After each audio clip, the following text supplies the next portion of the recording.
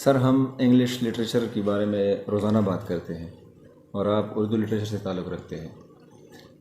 ظاہر سی بات ہے آپ لوگوں نے یہ بات تو پڑھی ہوگی کہ انگلش لٹریچر سے کون سے ایسے جنراز ہیں جسے آپ اصناف کہتے ہیں اردو میں، کون کون سی ایسی چیزیں ہیں. مطلب ڈرامہ پڑھتے ہیں، پھر اس کے ٹائپس ہیں، رومانس ہے، کامیڈی، ٹریجڈی وغیرہ. پوئٹری پڑھتے ہیں، اس کے بہت سارے ٹائپس ہیں ہمارے پاس، بیلڈز ہے، اوڈز ہے، سونٹس وغیرہ ہے.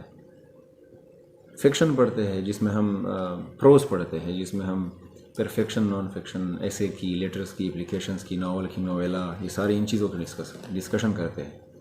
ہمیں یہ بتائے کہ اردو لٹریچر کی ہسٹری میں ہم وہ کون سی چیزیں ایسے ہے جو ہم پڑھتے ہیں اور ہم یہ کہتے ہیں کہ یہ انگلش لٹریچر سے اردو میں آئے ہیں. میں ایک اردو رائٹر ہوں اور انگلش کے کسی رائٹر کو میں نے پڑھا اور وہ سٹائل مجھے پوئٹری میں پسند آیا جو اردو میں نہیں ہے. لائم ریک ہے، اردو میں نہیں ہے. سونٹ ہے فار ایگزامپل، اردو میں نہیں ہے. اس سٹائل سے میں اردو میں لکھ رہا ہوں. کون سی ایسی چیزیں ہیں جو انگلش لٹریچر سے ٹرانسفر ہوئی ہے یا کاپی کیا گیا ہے اسی اردو میں؟ اگر ہم فکشن کی بات کریں، افسانوی ادب کی بات کریں یا افسانوی نثر کی بات کریں تو اس میں پہلے تو یہ بتایا جانے کہ افسانوی نثر میں یا افسانوی ادب میں، فکشن میں 4 چیزیں ہیں. داستان ہے، ناول ہے، شارٹ سٹوری ہے، افسانہ ہے، اور ڈرامہ ہے. تو یہ 3 اصناف، داستان کو چھوڑ کے یہ 3 اصناف، ناول، شارٹ سٹوری اور ڈرامہ، یہ انگریزی ادب سے یا فرانسیسی ادب سے اردو میں آئی ہے. 1867 میں، ڈیٹ کنفرم نہیں، یا 1869 میں اردو کا پہلا ناول لکھا گیا. 1869 میں؟ ہاں. انگلش کا 1719 میں لکھا گیا. ہاں، اب تو دیکھیں. Robinson Crusoe. ہاں، تو اردو کا پہلا ناول لکھا گیا 1867 ہے یا 1869 ہے. مولوی نذیر احمد نے میرات العروج کے نام سے. اچھا. کہ جب یہ مولوی نذیر احمد ناول نگاری کا آغاز کر رہا تھا تو اس کے سامنے انگریزی ادب کے یا انگریزی ناول موجود تھے. اردو کا کوئی ناول ان کے سامنے نہیں تھا. جتنے بھی نمونے پڑے تھے وہ انگریزی ادب کے ناول، انگریزی ادب کے تھے یا فرانسیسی ادب کے تھے. تو جب وہ ناول نگاری کا آغاز کر رہا تھا تو اس نے فائدہ اٹھایا انگریزی ناولوں سے. تو اگر ہم اس پر تنقید کریں مولوی نذیر احمد کے ناولوں پر تو اس میں فنی سکم پائے جاتے ہیں، فنی خامیاں اس میں پائی جاتی ہیں. یعنی اگر وہ آغاز کر رہا ہے، دیکھیں کسی بھی چیز اگر وہ آغاز میں ہے، ابتدا کرنے والے، اس میں کمیاں، کوتاہیاں، خامیاں موجود ہو. ہاں، شروعات ہے. تو یہ ناول یہ انگریزی ادب سے اردو میں آیا. اور دوسری جو شارٹ سٹوری ہے اس میں مختلف آراء ہیں. 1907 کہہ رہا ہے، 1907 شارٹ سٹوری وہ بھی ادھر سے؟ ہاں، انگریزی ادب سے اردو میں آئی ہے. دیکھیں اس میں ایک پوائنٹ ہے میرے ذہن میں بھی آیا کہ سجاد حیدر یلدرم، بعض نقاد، بعض کریٹک اس کو اردو کا پہلا افسانہ نگار مانتے ہیں اور اس کے جو مختلف افسانے ہیں ان کے نام بتاتے ہیں. وہ ترکی ادب سے ترجمے کرتے تھے، ترکش لٹریچر سے ٹرانسلیشن کرتے تھے. ہاں، ترجمے کرتے تھے.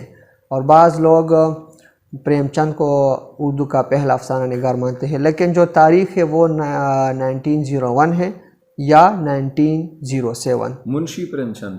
ہاں، منشی پریم چند. وہ اردو میں لکھتا تھا کہ ہاں، ہندی میں؟ اردو میں. اچھا. پھر اگر ہم انشاءاللہ کسی دن اس پر ڈسکشن کریں گے فن پہ. صحیح. ہاں، تو یہ اب تاریخ دیکھیں 1901 یا 1907، اس سے پہلے ہمارے ہاں افسانہ نہیں تھا اردو ادب میں، شارٹ سٹوری نہیں. ہاں. اور ڈرامہ آپ کو پتہ ہے کہ یونان سے انگریزی ادب میں، وہ تو آپ بہتر جانتے ہیں ڈرامہ، جی آپ نے پڑھے بھی ہوں گے. تو یہ 3 اصناف فکشن میں انگریزی ادب سے یا فرانسیسی ادب سے اردو میں آئی ہیں. اگر ہم نان فکشن کی بات کریں، غیر افسانوی ادب کی یا غیر افسانوی نثر کی، تو اس میں ہمارے پاس ایسے ہے، مضمون ہے. جب سر سید احمد خان 1869 میں لندن چلا جاتا ہے اور وہاں پر وہ جو رسالے ہیں انگریزی کے، اسپیکٹیٹر اور گارڈین، ہاں وہ رسالے ان کا مطالعہ کیا سر سید احمد خان نے. تو جب وہ آیا یہاں پر تو انہوں نے ایک رسالے کا اجرا کیا تہذیب الاخلاق کے نام سے. تو اس میں وہ مضامین شائع کرنے لگے. لیکن ایک بات بتاتا چلوں کہ مضمون پہلے سے موجود تھا. منشی Delhi college Fort William college یہ اردو کی تاریخ میں بڑے اہمیت کے حامل ہیں. اور تو ایک ریاضی کا پروفیسر تھا اردو میں بھی ان کے بڑے خدمات ہیں ماسٹر رام چندر. تو ان کے ہاں جو بکھرے ہوئے ہیں آثار ہمیں ملتے ہیں, نقوش ہمیں ملتے ہیں مضمون کے. لیکن آج جو ہم مضمون پڑھتے ہیں یا آپ انگریزی میں جو مضمون ہے اردو میں اس کو باقاعدہ ترتیب اور باقاعدہ شکل سر سید احمد خان نے دیا. تہذیب الاخلاق رسالے کا اجرا کیا. سر سید صاحب نے انگلش میں لکھائی نہیں کی تھی جب وہ واپس آئے تھے انگلینڈ سے, یا صرف اردو میں لکھائی کی تھی؟ تو میرے ناقص مطالعے کے مطابق تو ایک سفر نامہ لکھا تھا اردو میں. تو آج جتنی بھی تحریریں میں نے پڑھی ہے وہ تو اردو میں پڑھی ہیں. وہ بھی اپنی لکھائی ہے اردو میں جو؟ ہاں ہو سکتا ہے بہت بڑے پائے کے ادیب تھے, انگریزی میں بھی لکھا ہوگا ضرور. لیکن جو ہم نے بی ایس میں پڑھا تھا, جو ہم نے مطالعہ کیا ہے تو اس کی اردو تحریریں پڑھی ہے جو مضامین ہیں. Okay sir. ہاں اور اگر شاعری کی بات کریں, اچھا ایک اور جو خالصتاً انگریزی ادب سے درآمد کی گئی ہے وہ ہے لائٹ ایسے. انگریزی میں لائٹ ایسے کہتے ہیں اور اردو میں انشائیہ کہتے ہیں, جو مضمون ہی کی ایسے کی ایک قسم ہے. تو وہ یہ انگریزی ادب سے درآمد کی گئی ہے. تو یہ 3 اصناف جو ہے فکشن میں ہے, یہ 2 نان فکشن میں. اور پوئٹری میں اگر ہم بات کریں تو پوئٹری میں جو آپ کے پسندیدہ ہے, اب بھی چھوٹی موٹی نظمیں لکھتے ہیں, بلینک ورس ہیں, فری ورس ہے اور سونٹ ہیں. یہ تینوں چیزیں مغرب سے انگلش سے آئی ہیں. اور بلینک ورس میں معرہ نظم, یہ اس کا آغاز کیا تھا عبد الحلیم شرر نے. پہلی نظم لکھی تھی رسالہ دلگداز میں. اور آپ بھی اس پر روشنی ڈالیں گے کہ یہ قافیہ جو ہے, اس قافیہ کو آپ انگریزی میں کیا کہتے ہیں؟ قافیہ ردیف. Rhyming scheme. ہاں یہ شعراء کے لیے پابندی اس میں ہوتی ہے. بعض لوگ اس کو کہتے ہیں کہ یہ شاعر اس کو پابند ہوتا ہے قافیہ ردیف کا, اس کو ہٹا لو. تو یہ مختلف شعراء نے باقاعدہ یہ دیکھیں ایک رجحان ابھرا, ایک ٹرینڈ.